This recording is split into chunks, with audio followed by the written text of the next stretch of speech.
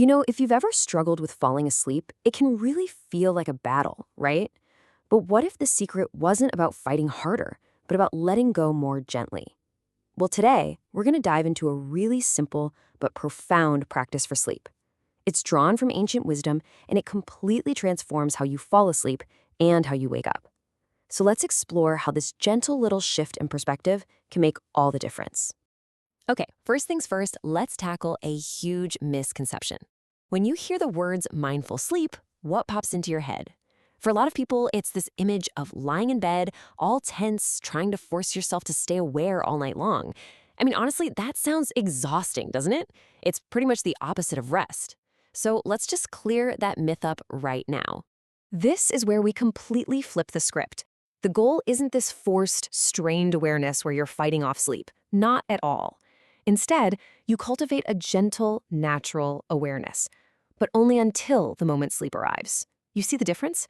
You're not straining to stay awake. You're creating the perfect, comfortable conditions for sleep to come and find you. It's a huge shift from trying to control things to simply allowing them to happen. So how do we actually begin? Well, it all starts with preparing for rest by tapping into what we can call natural awareness. And this isn't some kind of mental gymnastics or trying to achieve a special state of mind. It's really just about connecting with a sense of ease that's already there inside you. This single quote is really the foundation for everything we're about to talk about. It comes from the original teaching of the Lord Buddha, and it's simply be natural. No controlling, no forcing, no intense staring or concentration, just a simple, gentle sense of being. Every step of this practice is rooted in that one idea of just letting go. So here's the heart of the practice. Instead of letting our awareness get all tangled up in the busy thoughts in our head, we're going to anchor it somewhere else. We're going to place it right in the physical center of our chest. Just imagine a soft, gentle warmth there, a feeling of knowing. And the whole goal is to let that feeling of awareness reach out and just mingle with the comfortable sensations of your body resting. It's like they become one thing, awareness and physical ease, all mixed together. All right, so let's get practical. How does this become a real method you can use tonight? Well, this gentle path to sleep can be broken down into 4 really simple, natural steps. Let's just walk through it together. First, step 1, settle in. Find that perfect position where your body just feels completely at ease. Step 2, gently notice the physical points of comfort. The feeling of your head on the pillow, the way the mattress is supporting you. Then step 3, just allow that awareness in your chest to merge with those comfortable feelings. It's like watching cream gently swirl into coffee. And finally, step 4, which is actually the easiest one, you do nothing.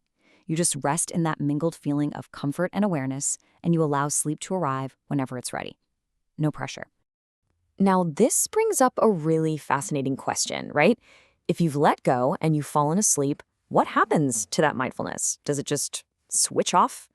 Well, the answer is no, and it reveals something pretty profound about how our minds actually work. To really get this, we need to look at a word from the Pali language. The word is sati. Now, we often translate it as mindfulness, but it's not that intense, hardcore concentration you might be thinking of. It's much more like a soft, gentle, knowing presence. It's an awareness that can be active, sure, but it can also just remain quietly on standby. So here's the really cool part. When you fall asleep, that sati doesn't just vanish. It doesn't get shut down. It simply recedes into the background. It remains present and ready, even when your conscious mind is completely offline. While you're in deep sleep, another process is kind of running the show. It's called pavanga in Pali.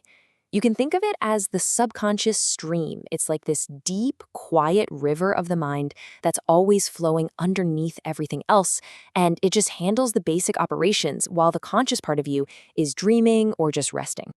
Here's a great way to picture this. Think of your mind during sleep as an airplane on autopilot. The bhavanga, that subconscious stream, is the autopilot, and it's smoothly flying the plane through the night. Your sati, that gentle awareness, is the pilot. Now, the pilot isn't actively flying the plane. They're in the cockpit, resting, but they are ready. They are prepared to take the controls the very instant they're needed, which, of course, is the moment you wake up. And that idea, the pilot on standby, brings us to the second and equally important part of this whole practice. because how you fall asleep has a direct impact on how you wake up. This is where you really start to see the power of your sati. And the instruction for waking up is incredibly direct and powerful. According to the original teaching, the resolution is simple. The moment awareness returns, I will arise. This, right here, is the real meaning of mindfulness in this context. It's not just about falling asleep peacefully. It's about waking up with clear intention. And the practice itself is this simple.